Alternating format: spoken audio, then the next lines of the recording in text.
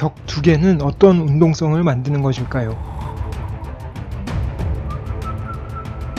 떠있는 면의 밑면은 어떤 공간감을 만드는 것일까요?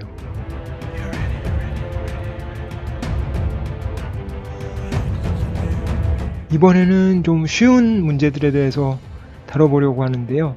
평면에서 이렇게 벽면 두 개가 완전히 맞닿아 있지는 않고 직각 방향으로 살짝 떨어져 있는 경우에 어떤 방향성과 운동감이 생기는가에 대한 문제입니다.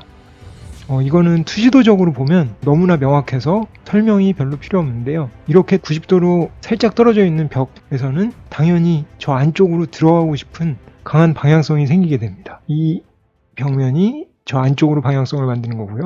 그래서 상대적으로 이쪽 벽면은 바깥쪽으로 방향성이 생기게 되죠. 그래서 당연히 저 안쪽으로 들어가고 싶다라는 생각이 들고, 어느 정도까지 접근을 해서 저렇게 끝부분이 끝나는 게 보이고 바깥쪽이 보이면 상대적으로 이 방향성은 약간 떨어지게 됩니다. 하지만 저 바깥쪽이 보이기 때문에 사람은 계속 끝까지 이동을 해서 저쪽에 뭐가 있는지 확인을 하고 싶다라고 해서 이동을 하게 되죠. 다시 이렇게 벽면 두 개가 만나는 경우에요. 저 안쪽으로 진입하는 방향성을 더 강화시키려면 어떻게 해야 될까요?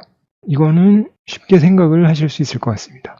위쪽에 지붕을 씌우면 됩니다. 지붕면이 있으면 사람들이 무의식적으로 저 아래쪽으로 가려는 본능적인 욕구 같은 것이 있기 때문에 자연스럽게 저 안쪽으로 이동을 하려고 하게 됩니다.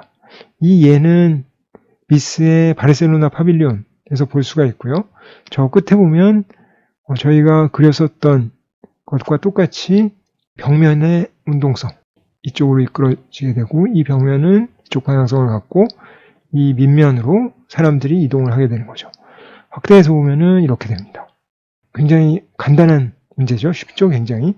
이 아래쪽 면에 대해서 생각을 한번 다시 해보면, 이 아래쪽 면이 떠 있을 경우에 사람들은 무의식적으로 저 밑에 가면은 비를 피할 수도 있고 햇빛을 피할 수도 있다라는 거를 알고 있습니다. 그거는 어떻게 보면은 유전자 안에 내재된 본능이라고 볼 수가 있는데요. 우리 선조들이 엄청나게 오랜 시간 동안 비와 햇빛을 피하는 생활을 계속했기 때문에 그게 우리들의 잠재의식과 유전자 속에 남아있는 거죠.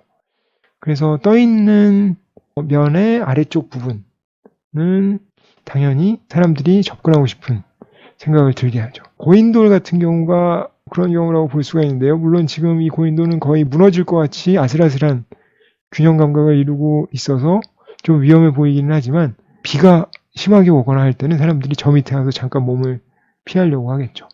그런 종류의 본능이 작동하는 원리로 미스 반데로의 바르셀로나 파빌리온의 밑면도 역시 그런 역할을 하는 거고요.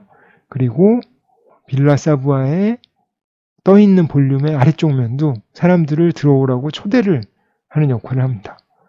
그리고 이런 예는 건축가들한테 아주 즐겨서 사용되는데요. 렘쿠라스의 메종 보르도 주택의 떠있는 볼륨의 아래쪽 면도 접근을 할 때 저 아래쪽은 도대체 뭘까? 저 밑에는 뭐가 있을까라는 호기심을 자극해서 사람을 다가오게 하는 효과를 가지고 있습니다.